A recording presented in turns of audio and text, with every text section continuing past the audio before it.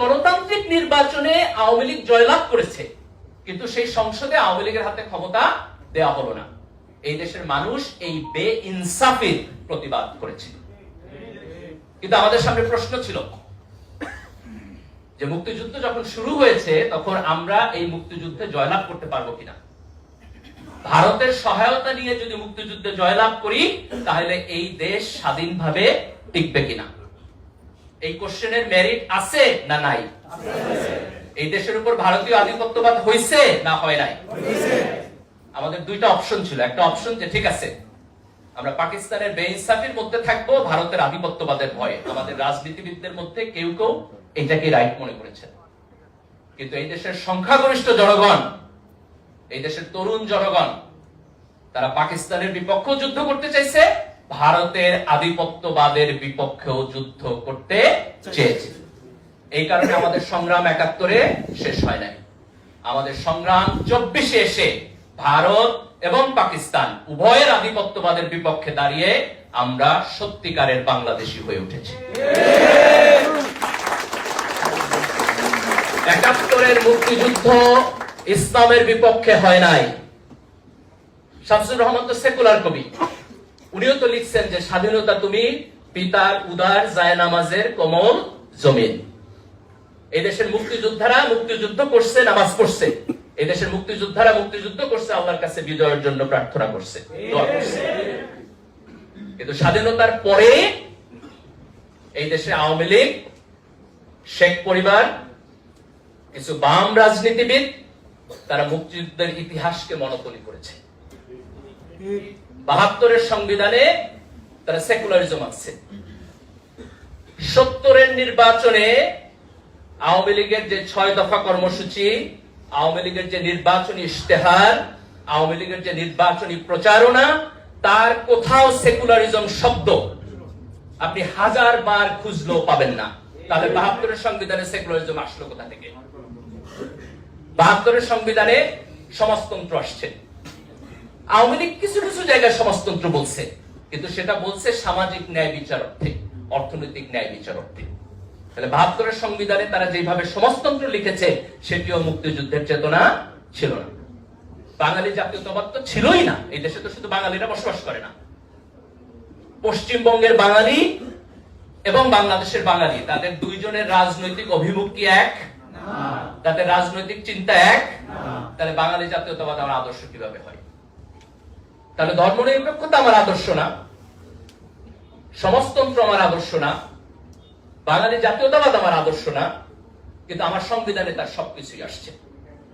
তারা আওয়ামী লীগ সর্বপ্রথম ৭২-এর সংবিধানের মধ্য দিয়ে মনোপলি করেছে। তারপরে ৭৫-এ তারা গণতন্ত্র থেকে সরাসরি চলে গেল এক দল, এক দেশ, এক নেতা বাকশালে। দেখেন এটা কত বড় আইরনি। ১৯৭০ সালের নির্বাচনে, গণতান্ত্রিক নির্বাচনে আওয়ামী লীগ জিতলো। সেই নির্বাচনের ফলাফল পশ্চিম পাকিস্তান মানল না বলে আমরা মুক্তিযুদ্ধ করলাম। আর সেই মুক্তিযুদ্ধের মধ্য দিয়ে যে সরকার হইল, সেই মুক্তিযুদ্ধের যিনি নেতৃত্ব দিলেন, সেই শেখ মুজিব ১৯৭৫ সালে সেই গণতন্ত্রকে বাদ দিয়ে উনি বাকশাল প্রতিষ্ঠা করলেন। এটা আমাদের জাতিগত শেম, এটা আমাদের জাতিগত শেম। ১৯৭৫ সালে যেটি হয়েছে, কিন্তু ইতিহাসের পরিক্রমা উনি বাকশাল কন্টিনিউ করতে পারলেন না। ওনার এই যে ঐতিহাসিক আকাঙ্ক্ষা, এই অসমাপ্ত আকাঙ্ক্ষাকে কন্টিনিউ করলেন তার মেয়ে। আমার একটা আফসোস যে শেখ মুজিবুর রহমানের প্রতি ৭৫-এর যে বাকশাল, এটার কারণে ওনার সমালোচনা আছে, কিন্তু ওনার প্রতি আমার শ্রদ্ধাও আছে। উনি মুক্তিযুদ্ধের নেতৃত্ব দিচ্ছেন। উনি যদি বাকশাল করে এই দেশ ১০ বছর শাসন করতেন, তাও আমার একটু আফসোস কম থাকতো যে না, ওনার একটা ক্রেডিট আছে। কিন্তু ওনার মেয়ে আসে এই দেশে ১৫ বছর ফ্যাসিবাদ কেন করে? ওনার তো কোনো কন্ট্রিবিউশন নেই। মুক্তিযুদ্ধের সময় শেখ হাসিনা কই ছিলেন? ওনার তো কন্ট্রিবিউশন নাই, বাহিনীর আন্ডারে। কিন্তু উনি এই দেশে ১৫ বছরের ফ্যাসিবাদী শাসন করলেন। এবং আওয়ামী লীগের এই ফ্যাসিবাদী শাসনের পিছনে সবচেয়ে বড় যে জিনিসটা ওনারা ব্যবহার করলেন সেটি হলো মুক্তিযুদ্ধের চেতনা ইন্ডাস্ট্রি। ১৯৭১ সালের মুক্তিযুদ্ধ হয়েছে ৭০-এর নির্বাচনের গণতন্ত্র না মানার কারণে। তাহলে গণতন্ত্রের চাইতে মুক্তিযুদ্ধের বড় কোন চেতনা আছে না। তাহলে হাসিনা যে ৩টা ইলেকশন চুরি করলেন, এটা কেমন করে মুক্তিযুদ্ধের চেতনা হয়? আপনি 1970 সালে নির্বাচনে শেখ মুজিবের বক্তব্য পড়েন, ওনার বক্তব্যের 75% হলো যে পূর্ব পাকিস্তানে কেন অর্থনৈতিক বৈষম্যের শিকার হইতেছে, কেন পশ্চিম পাকিস্তান এখানে ইনসাফ করতেছে না। আর গত 16 বছরে শেখ হাসিনা হাজার হাজার কোটি টাকা এই দেশ থেকে চুরি করছে। এই চুরি করার নাম কিভাবে মুক্তিযুদ্ধের চেতনা হয়? যদি দেশের টাকা চুরি করে বিদেশে পাঠানো মুক্তিযুদ্ধের চেতনা হয়, যদি গণতান্ত্রিক নির্বাচনকে করাপ্ট করে একটি একনায়কতান্ত্রিক সরকার ব্যবস্থা ডেভেলপ করা হচ্ছে মুক্তিযুদ্ধের চেতনা হয়, তাহলে সেই মুক্তিযুদ্ধের চেতনার আমার প্রয়োজন নেই। আমরা 24-এর এই বিপ্লবের মধ্য দিয়ে এই দেশের তরুণ প্রজন্ম যেটি অর্জন করেছে সেটি হলো যে ফ্যাসিবাদ এই দেশে টিকবে না। আমাদের গর্ব করা উচিত।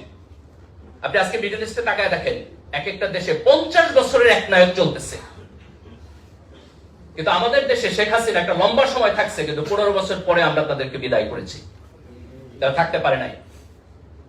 আমরা গণতান্ত্রিক সরকার ব্যবস্থায় প্রত্যাবর্তন করেছি এবং ইনশাআল্লাহ এই গণতন্ত্রকে আমরা সামনের দিকে এগিয়ে নিয়ে যাব ইনশাআল্লাহ। শেখ হাসিনার যে মুক্তিযুদ্ধ ইন্ডাস্ট্রি, এর সাথে এই দেশের যে আপামর জনসাধারণ মুক্তিযুদ্ধ করছে তার কোনো সম্পর্ক নাই। মুক্তিযুদ্ধের যে সত্যিকারের চেতনা, তার কোনো সম্পর্ক নাই। মুক্তিযুদ্ধের চেতনা হলো আপনি সৎ থাকবেন, মুক্তিযুদ্ধের চেতনা হলো আপনি গণতন্ত্র মানবেন, মুক্তিযুদ্ধের চেতনা হলো আপনি সরকারে যাবেন কিন্তু ভোটে যদি হারেন ভদ্রলোকের মতো ক্ষমতা ছেড়ে দিবেন। মুক্তিযুদ্ধের চেতনা হলো আপনি আপনার সন্তানকে যখন বিশ্ববিদ্যালয়ে পাঠাবেন সেখানে নোংরা ছাত্র রাজনীতি থাকবে না, সিট পলিটিক্স থাকবে না, একজনকে আপনি শারীরিকভাবে নির্যাতন করতে পারবেন না, একজন ছাত্রকে আপনি বুলিং করতে পারবেন না। মুক্তিযুদ্ধের চেতনা হলো আমার সন্তান এই রকম এডুকেশন সিস্টেম পাবে যেন সে বিশ্বের গ্লোবাল মার্কেটে গিয়ে কম্পিটিশন করতে পারে। 24-এর বিপ্লবের যে চেতনা, সেটি মূলত মুক্তিযুদ্ধকে আওয়ামী লীগের যে দলীয়করণ এবং চেতনা ইন্ডাস্ট্রি তার থেকে মুক্তি দিয়ে এই দেশের জনসাধারণের কাছে ফিরিয়ে দিয়ে গেছে। 24 এবং 71-এর মধ্যে কোনো কনফ্লিক্ট নাই। যারা 24-এর চেতনার সাথে 71-এর কনফ্লিক্ট অনুভব করেন তারা মূলত অগণতান্ত্রিক শক্তি, তারা ফ্যাসিবাদী শক্তি, তারা মুক্তিযুদ্ধের চেতনা বিক্রি করতে চায় এবং এই দেশে তাদের মুক্তিযুদ্ধের চেতনার $1 মিলিয়ন ইন্ডাস্ট্রি আছে। এই ইন্ডাস্ট্রির প্রফিটে টান পড়ছে বলে তারা আজকে 24-এর চেতনার প্রতিবাদ করে। কিন্তু এই দেশের আপামর জনসাধারণ যারা 1947 সালে ভারতের সাথে যাইতে চায় নাই, 1971 সালে যারা পাকিস্তানের সাথে থাকতে চায় নাই এবং 2024 সালে যারা একটা ফ্যাসিবাদী সিস্টেমের মধ্যে থাকতে চায় নাই, এই সকল চেতনার মধ্যে আমার পূর্বপুরুষরা এই কারণে মুক্তিযুদ্ধ করে নাই যে আমার দাড়ি থাকলে টুপি থাকলে আমি বিশ্ববিদ্যালয়ে এসে ডিসক্রিমিনেশনের শিকার হব।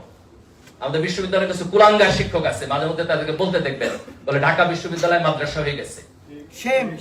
সুবহানাল্লাহ, আলহামদুলিল্লাহ, হলে তো ভালো হয়েছে। তারা বিশ্ববিদ্যালয়ের ভর্তি পরীক্ষায় মাদ্রাসা থেকে আসলে তারা বলে যে ছাত্রকে নেওয়া হবে না। কি হয়েছে? সে মাদ্রাসায় পড়ে আসে নাই, হয় ইংরেজি ভালো পড়ে না ইত্যাদি। আরে ভাই, তুমি তো ভর্তি পরীক্ষা নিতেছো, সে যদি ইনকম্পিটেন্ট হয় তাহলে তোমার ভর্তি পরীক্ষায় ফেল করবে। সে যদি ভর্তি পরীক্ষায়